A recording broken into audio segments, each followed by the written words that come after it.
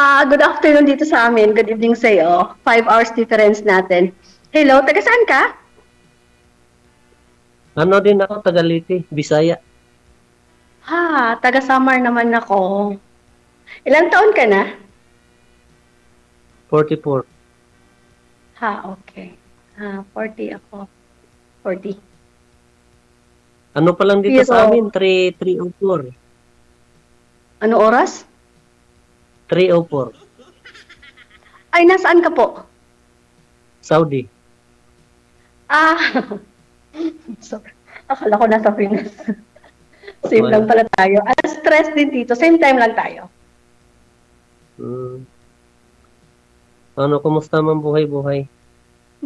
Ganun pa rin, as usual. Okay. Nagbabantay ako ng nagtatrabaho ako sa isang family, Turkish family. Dalawa yung bata, 10 years old at saka 3 years old. Pero yung inaalagaan ko is yung 3 lang kasi nag-aaral yung 10. So, bali ito yung kasama ko lagi. May anak kasi. Okay naman. Oo, dalawa, puro lalaki. Isang college, saka isang high school.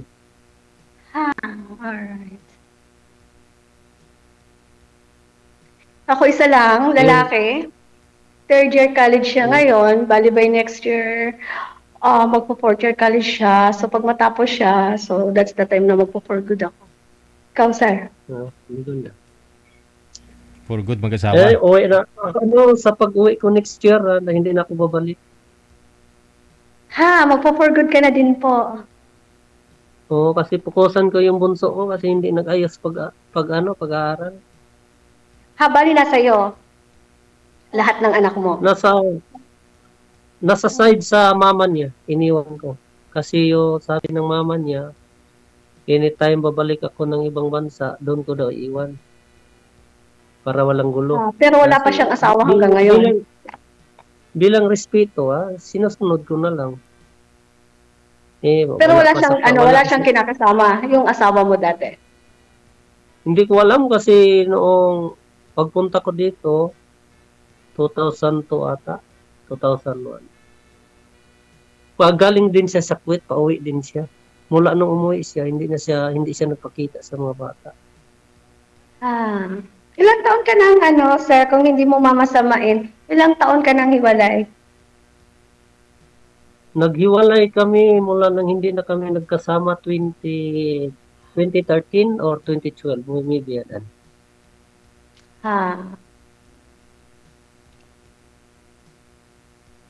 Mula noong 2017, noon akong punta ng Saudi, isang bisis lang kami nagkausap mula nung hindi na ako nakipag-communicate sa kanya. 2019.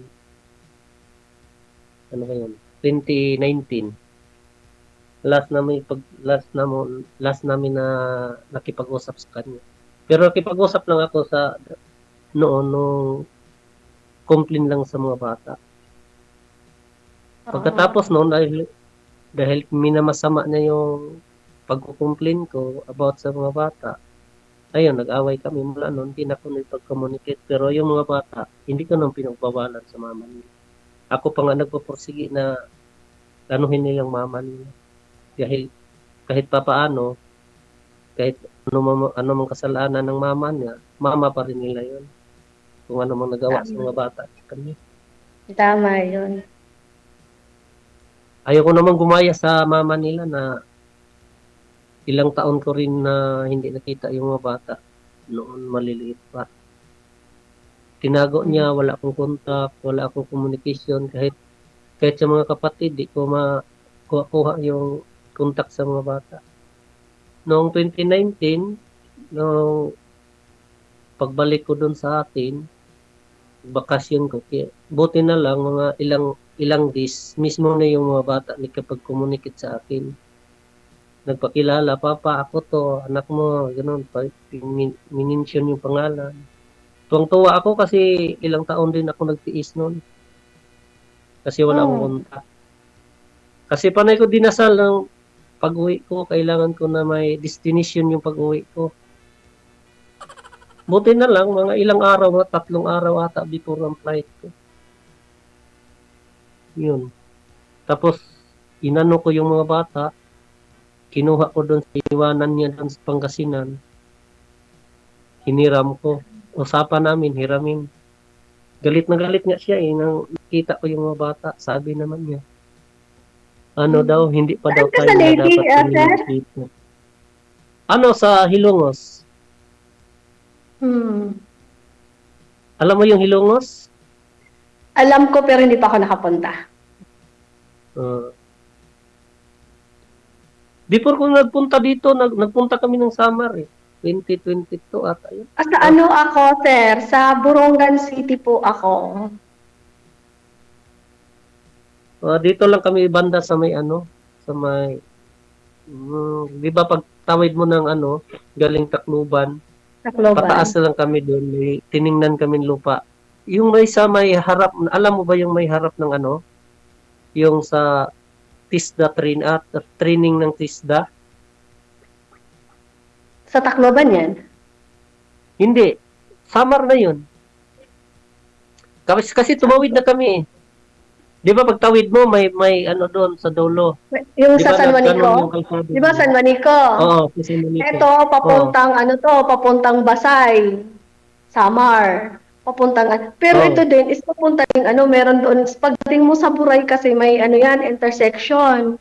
Ito yung papuntang Catbalogan Samar, Northern Samar ganun. Yung sa kabilang side naman yung sa amin papuntang Eastern Samar. Pagtawid mo may doon sa may TISDA training center. Doon lang kami banda. TISDA ang sinasabi mo nandun na yan sa may sa may Catbalogan Samar na siguro yun. Baka. Hindi ko rin kami kabisado doon kasi dinala lang ako sa kapatid ko. Ako ang nag-drive.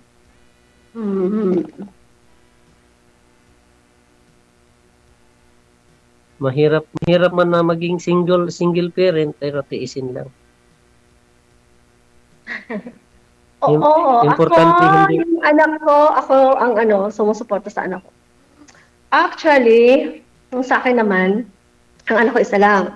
Bali, nabuntis ako ng maaga. 17 lang ako nabuntis. Nag-aaral ako noon. Ang tatay ko kasi isundalo. Tapos, bali sa kampo talaga ako lumaki. Pero wala na ngayon yung papa ko. Namatay na 5 years ago. Tapos, bali, ako yung bunso sa amin. Tapos, yung anak ko nag-iisa, parang sila yung nagpalaki kasi nagtapos ako ng pag-aaral ko. Bali, nagturo po ako dyan sa sa Samar ng 3 taon. Tapos sa Maynila po, nagturo ako ng 5 years. Nakapasa po ako ng board exam. Nagturo din ako dyan sa sa Manila, sa Antonio Regidor. Diyan sa Santa Cruz. 5 years ako dyan. And then, bago po ako lumipad ng Thailand, 1 year, private school. Tapos, nag-Singapore ako, 1 year. And then, napunta ako ng Hong Kong. China din, tsaka Macau. And then, last ko itong Turkey. Napunta ako dito. Bakit hindi mo pinapatuloy kung tuturo mo? Before kasi sobrang liit ng sahod, and then parang gusto kong mag-move on doon sa XO. Kasi parang ang sarap na ng buhay niya, tapos ako hindi pa ako nakakahanap ng para sa akin, yung ganun ba. Tapos sabi ko, what if lumabas na lang ako ng bansa? Tapos yun, trinay ko, hanggang nabili ako, hindi na ako bumalik.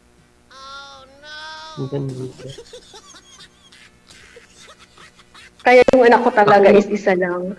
Pero nagkaroon po ako ng isang relasyon before, after ng ko pala, ng doon sa tatay ng anak ko. Natuturo pa ako noon that time sa Manila. Nag-live-in din kami 1 year and 3 months like that. Tapos wala, hindi rin nag-work, and after noon hindi na ako nagkaroon. Ganun ba? Mahirap naman kasi pag hindi mo kabisado ang tao. Mga kapatid ko nga, marami kami, sabi nga, kuya, parang kalimutan mo yung nangyari sa buhay mo, mag-asawa ka na lang ulit. Supposed to be, kung ano naman siguro yung asawa mo, baka may iba. Sabi ko, Hindi pa nga ako tapos sa isang problema, maghanap ako ng problema isa. Sabi ko, tsaka na yun. Pukusan ko na lang yung mga anak ko muna. Sabi ko.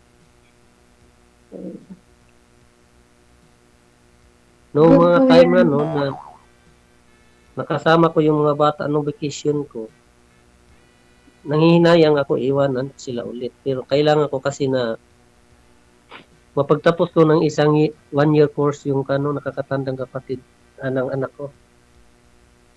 Kasi 1-year course lang kasi kinuha niya. At saka sabi ko, o sige, tiisin ko na lang doon para makapagtapos ka lang. Tapos, pagtapos mo, uwi na lang ako pag-graduation mo. Hindi na ako babalik. Ano pong yung work niyo dyan sa sa Saudi? Family driver. Ah,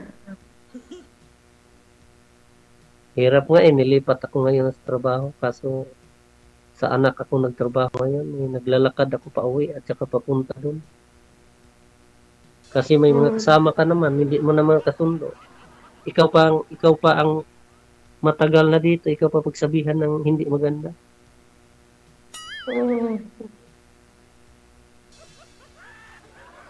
Kaya naglakad na lang ako pagpunta doon sa magtrabaho sa anak ng amo ko. Pangalawang sali mo na po ito, sir, no? Pangalawang join mo na po ito? Oo. Kamusta ko kayo nung una mong nakausap? Ay, hindi naman ako nagkipag-communicate noon. Mula noon nang nakausap ko siya. Hindi na ako kayo Hindi naman nag-usap? ako nag-message. Hindi mo type? Busy sa trabaho. Noong lang nagkausap kami, yun lang. Wala.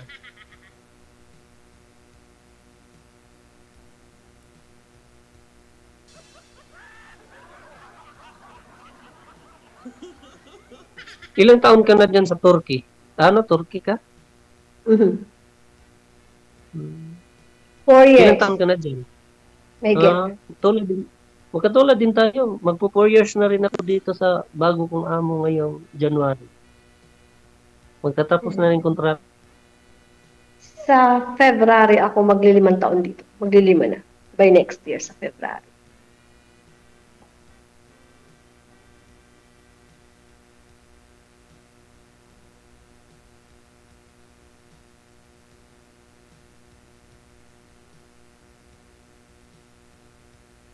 Nangyari.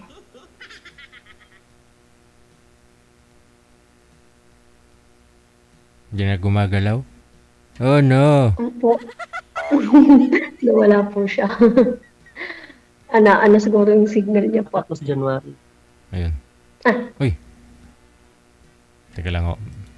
Baba niyo po Sige muna lang itawag, po. ma'am. Cancel niyo po muna. Tatawagan po natin. Sige po. Standby. 17 minutes after 7 o'clock. Oras na dito sa Pilipinas. Or 8 rather, 8 p.m.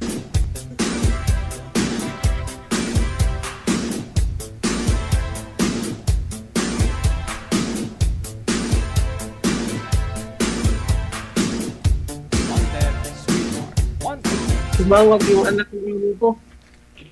Pasundo daw. Tumawag ang anak ng amo mo. Yeah. Ah, Kasi magpasundo. Magpa-haircut daw. Pasaway. Sige. Working mode muna. Sige. Message na lang kita sa imo pag may time. Salamat Sige, DJ, sa oras. DJ. Nice meeting you. Dito kay DJ. Salamat. Thank you, DJ.